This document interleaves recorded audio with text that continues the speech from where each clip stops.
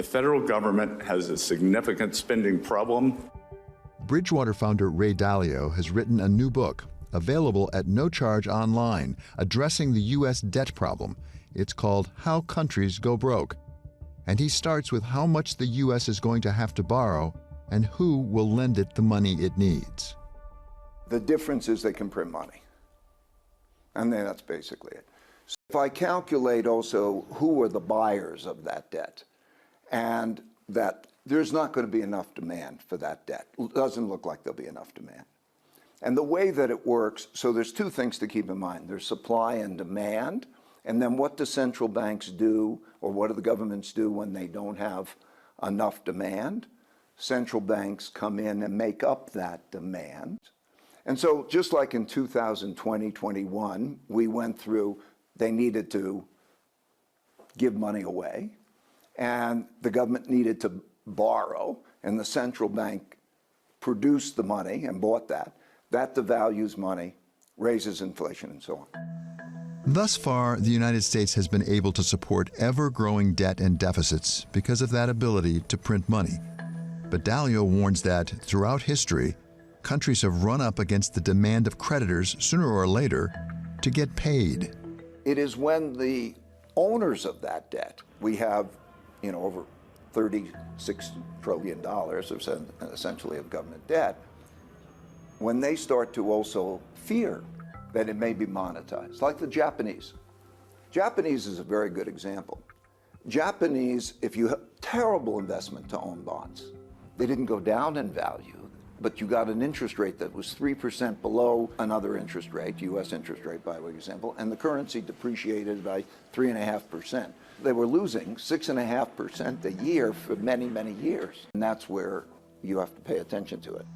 So if there is a debt wall out there somewhere that we will run into, how close are we to it?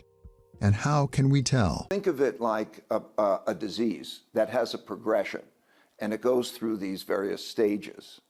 And so you can kind of see where the stages are. We're relatively late in the cycle because we're also having central banks lose money.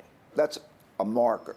When their balance sheet deteriorates, when they have a negative net worth. For example, in the UK, can the central bank have a negative net worth? According to their laws, the central government has got to recapitalize the bank. That becomes a budget item.